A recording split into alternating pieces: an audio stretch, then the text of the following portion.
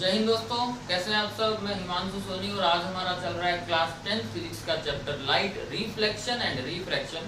इसका I think ये lecture 4 है और लेक्चर 3 जो हम लोगों ने किया था उसमें हम लोगों ने स्फेरिकल मिरर पढ़ा था, रिफ्लेक्शन बाय स्फेरिकल मिरर, जिसमें हम लोगों ने स्फेरिकल मिरर की डेफिनेशन देखी थी। स्फेरिकल मिरर कितने टाइप के होते हैं तो हम लोगों ने देखा था कि स्फेरिकल मिरर 2 टाइप के होते हैं, कॉनकेव मिरर और कॉन्वेक्स मिरर। डेफिनेशन भी हम लोगों ने उसमें देख ली थी, आप जाके वहां पे वीडियो देख सकते हैं तो उसमें पूरी डिटेल आपको मिल जाएगी। कॉनकेव मिरर और कॉन्वेक्स मिरर दोनों की नेचर देखी थी, तो एक की कन्वर्जिंग होती है, एक की डाइवर्जिंग होती है। इन सब के बारे में हम लोगों ने डिस्कस किया था। फिर वहां पे एक टॉपिक हम लोगों ने किया था, वो कंटिन्यू करेंगे आज हम लोग। तो स्फेरिकल मिरर कितने टाइप के होते हैं ये सब जानने के बाद हम लोग कुछ इंपॉर्टेंट टर्म जैसे कि centre of curvature, radius of curvature, focus point, focal length, ये सब के बारे में, इन पॉइंट की डेफिनेशन के बारे में डिस्कस करेंगे। उसके बाद हम लोग इमेज फॉर्मेशन के बारे में देखेंगे। तो उसी टॉपिक को कंटिन्यू करते हुए हम लोग स्टार्ट करते हैं। हमें देखना है कि मिरर से रिलेटेड जो इम्पोर्टेंट टर्म जो होती है वो क्या होती है, कौन कौन सी होती है। तो हम लोगों ने वहां पे क्या किया था कि फॉर एग्जांपल अगर मैं मानूं कि ये हमारा कोई मिरर है, ये मिरर आपका जो है वो कॉनकेव भी हो सकता है और कॉन्वेक्स भी हो सकता है। डिपेंड हमारे ऊपर करता है कि हम लोग किस साइड में पॉलिश करते हैं इसके। अगर आप बाहर की साइड पॉलिश कर दोगे तो ये बन जाएगा कॉनकेव मिरर। अगर थोड़ी देर के लिए मान ले कि हम लोगों ने इसको बाहर की साइड आपको पॉलिश कर दिया, ये आपका पॉइंट हो गया M और ये आपका पॉइंट हो गया N, तो ये इसका जो है रिफ्रैक्टिंग या रिफ्लेक्टिंग सरफेस हम कह सकते हैं। फिर हम लोगों ने कुछ चीजें देखी थी कि M और N का जो रिफ्लेक्टिंग सरफेस है, इसका जो मीडियम या इसका जो सेंटर होगा, मिड पॉइंट जो होगा, उस मिड पॉइंट को डिनोट किया था हम लोगों ने पोल से, मतलब पोल कहते हैं और इसको डिनोट करते हैं O से। फिर हम कहते थे कि ये जो मिरर है ये स्फेरिकल ग्लास जो है, कोई ग्लास स्फीयर उससे बना हुआ है। तो उस जिससे ये बना हुआ है, जिस ग्लास स्फीयर से ये मिरर बना हुआ होगा, इसका कोई सेंटर भी तो होगा। तो हमने कहा कि यहाँ पे इस ग्लास स्फीयर का जो सेंटर होगा, इस सेंटर को आप कहते हैं सेंटर ऑफ कर्वेचर और इसको डिनोट किया जाता है C से। फिर हमने कहा कि ये जो C पॉइंट जो सेंटर ऑफ कर्वेचर माना आपने, इस C को या C से एक परपेंडिकुलर डाला आपने। अब देखो ये अगर कोई आपका स्फीयर हो गया तो ये सर्कमफ्रेंस हो गई, और इस सेंटर से अगर आप एक परपेंडिकुलर डालोगे इसके ऊपर, तो सेंटर से सर्कमफ्रेंस तक की जो डिस्टेंस होगी उसको हम कहते हैं रेडियस ऑफ कर्वेचर। ठीक है, हमारे पास अब तक 3 पॉइंट आ चुके। एक आपके पास आया पोल जिसको डिनोट किया जाता है O से, एक आपके पास आया सेंटर ऑफ कर्वेचर जिसको डिनोट किया जाता है C से, एक आपके पास आया रेडियस ऑफ कर्वेचर जिसको डिनोट करते हैं बेसिकली R से। अब हम कहते हैं कि भाई अब मैं अगर हम चाहें तो इस डैश डैश करके जो हम लोगों ने स्फीयर जो शो किया था, आप इसको मिटा सकते हैं क्योंकि ये स्फीयर हमारे काम का है नहीं। हमारे काम का सिर्फ क्या है, तो हमारे काम का सिर्फ मिरर है। अगर क्लियर करना चाहो तो आपको मैं फिर से बता देता हूँ, ये अगर आपको दिखाई नहीं दे रहा तो ये हमारा रेडियस ऑफ कर्वेचर, इस C पॉइंट से लेके और ये जो O पॉइंट आपका है यहाँ तक की जो डिस्टेंस है उसको आप कहोगे रेडियस, R से डिनोट करते हैं, और ये जो पॉइंट है इसको हम C से डिनोट करते हैं। अब हम कहते हैं कि जो R है रेडियस, इसका जो हाफ है, मतलब सेंटर से लेके और O पॉइंट तक की जो डिस्टेंस है, अगर आप इसके बीच में एक मिड पॉइंट निकालते हो, इस मिड पॉइंट को रिप्रेजेंट करने का तरीका एक और है, वो भी हम लोग देखेंगे इसके बाद में। लेकिन पहले इसको समझ लेते हैं कि मिड पॉइंट है आपका, इस मिड पॉइंट को हम F से डिनोट करते हैं, और ये जो F क्या है, तो ये जो F है उसको आप बोलते हैं फोकस पॉइंट। क्लियर है। अब ये फोकस पॉइंट कैसे हुआ तो उसकी भी बात करेंगे हम लोग। अगर मैं थोड़ी देर के लिए आपने ये कैप्चर कर लिया हो तो मैं इसके सिंबल ही डिनोट कर रहा हूँ यहाँ पे, ताकि हम लोग इसको क्या बता सके, इसका फोकस पॉइंट कैसे आया। तो देखो हमारे पास जो है ये जो पॉइंट था, इस पॉइंट को हमने C कह दिया, तो मैं इसको रफ कर देता हूँ बाकी सबको और यहाँ पे C लिख देता हूँ। सेंटर ऑफ कर्वेचर है, आप लोगों ने ये नोट कर लिया होगा। ये हमारा फोकस है तो मैं यहाँ इसको भी रफ कर देता हूँ और इसको सिर्फ F लिख देता हूँ। ये जो पूरी डिस्टेंस जो यहाँ से यहाँ तक की है ये है R, तो R लिख दिया हम लोगों ने, इसको रफ कर दिया आपने। ये कुछ पॉइंट आपके पास आ गए, रेडियस ऑफ कर्वेचर था R, और ये आपके पास सेंटर हो गया और ये हो गया पोल।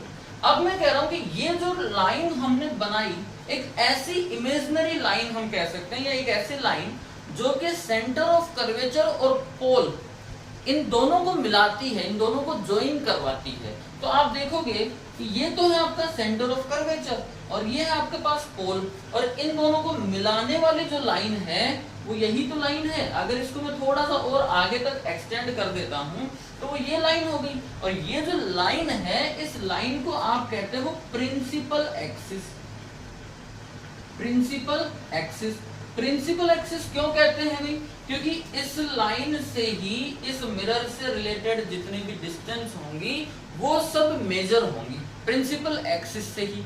जितने भी हमारे इमेज फॉर्मेशन होंगे, जितने भी इमेज बनेंगे वो सब भी इसी से मेजर होंगे, या मतलब हम कह सकते हैं कि जो प्रिंसिपल हमारा वो यही एक्सिस है, इसलिए इसको प्रिंसिपल एक्सिस कहते हैं। तो अब तक हमारे पास चार जो टर्म है वो आ चुकी। एक है आपके पास पोल, एक है आपके पास सेंटर ऑफ कर्वेचर, एक है आपके पास रेडियस ऑफ कर्वेचर, एक है आपके पास फोकस पॉइंट और एक है आपके पास प्रिंसिपल एक्सिस। अब हम कहते हैं कि अगर तो प्रिंसिपल एक्सिस के पैरेलल में, मतलब अब एक यहां से हम कह सकते हैं कि एक रूल स्टार्ट होता है कि प्रिंसिपल एक्सिस के पैरेलल में अगर कोई रे इंसिडेंट होती है, प्रिंसिपल एक्सिस के पैरेलल में अगर कोई लाइट की रे इंसिडेंट होती है और ये मिरर के ऊपर यहाँ किसी भी पॉइंट के ऊपर करती है, लेकिन वो आती पैरेलल है प्रिंसिपल एक्सिस के, तो इसका जो रिफ्लेक्शन होगा उस रिफ्लेक्शन के बाद ये प्रिंसिपल एक्सिस को जिस भी पॉइंट पे मिलेगी उसको फोकस कहते हैं। मतलब ये फोकस की दूसरी डेफिनेशन आ गई हमारे पास। एक डेफिनेशन तो क्या थी हमारे पास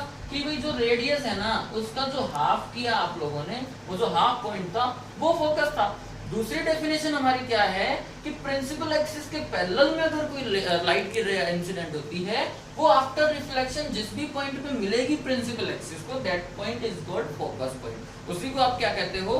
फोकस पॉइंट कहते हो। अच्छा, ये जो फोकस पॉइंट आपने देखा ये वाला पॉइंट, इस फोकस पॉइंट से और ये जो पोल है यहां तक की जो डिस्टेंस होती है, इस डिस्टेंस को हम फोकल लेंथ कहते हैं।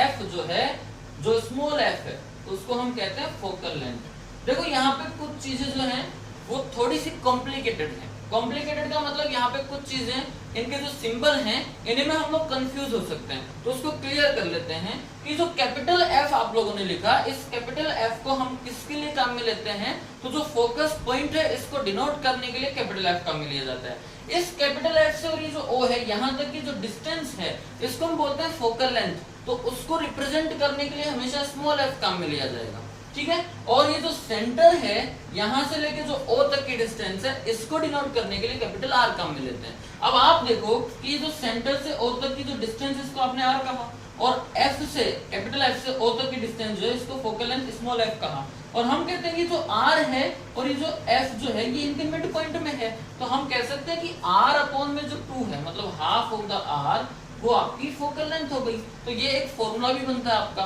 f is equal to R upon 2, या फिर आप कह सकते हो r is equal to 2f। ये एक ही फॉर्मूला है लेकिन दोनों दो अलग अलग टर्म को रिप्रेजेंट करता है। तो ये हमारी कुछ इंपॉर्टेंट टर्म थी जिनको हम लोगों ने देखा यहाँ पे। इसके बाद आप ये जो इंपॉर्टेंट टर्म है, इन इंपॉर्टेंट टर्म को आप यूज करोगे। 4 रूल है हमारे पास, उनको देखते हैं। तो हमारे पास पहले कौन कौन से इंपॉर्टेंट टर्म आ गए, अगर आप लिस्ट बनाओगे उनकी तो उनको समझ लेते हैं। एक है आपके पास पोल, पहली चीज। दूसरा आपके पास सेंटर ऑफ कर्वेचर, जिसको आप डिनोट करते हो सेंटर ऑफ कर्वेचर, जिसको आप डिनोट करते हो सी से, ठीक है ना। पोल को ओ से, इसको किया सी से। एक आपके पास रेडियस आर, एक आपके पास फोकस पॉइंट जिसको हम डिनोट करते हैं कैपिटल एफ से। एक है आपके पास फोकल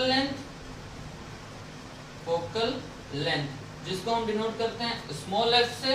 एक आपके पास में प्रिंसिपल एक्सिस, ठीक है ना। ये चीजें आपके पास में ये। और एक और बता देता हूं कि हालांकि वो काम में इतना नहीं आता हमारे, कि ये जो रिफ्लेक्टिंग सरफेस हमारा है, अगर आप इसका कहीं से डायमीटर निकाल लो, ये पार्ट अगर आप निकाल लो परपेंडिकुलर सा, ये प्लेन अगर आप निकाल लें तो इसको हम कहते हैं एपर्चर। हालांकि वो काम नहीं आता, छोड़ते हैं उसको। ये चीजें हमारे ये जो इंपॉर्टेंट टर्म है ये काम आती हैं। अब 4 रूल हैं मिरर से रिलेटेड, मतलब 4 तरीकों से अगर लाइट इंसिडेंट होती है मिरर के ऊपर तो उसका रिफ्लेक्शन किस तरीके से होगा, ये 4 मेन रूल हैं। उसके बाद इमेज फॉर्मेशन, तो ये नेक्स्ट लेक्चर में हम लोग डिस्कस करेंगे। आज के लेक्चर में सिर्फ हम लोगों को ये जो इंपॉर्टेंट टर्म थे ये डिस्कस करना था, क्योंकि ये पॉइंट हमारे आगे तक काम आएंगे। तो आप इनकी लिस्ट बना लो, समझ लो कहाँ कहाँ किस किस पॉइंट के ऊपर ये सारी चीजें होती हैं। उसके बाद हम 4 रूल पढ़ेंगे और उन 4 रूल से हम लोग इमेज फॉर्मेशन सीखेंगे। तो आज के लिए इतना ही। जय हिंद।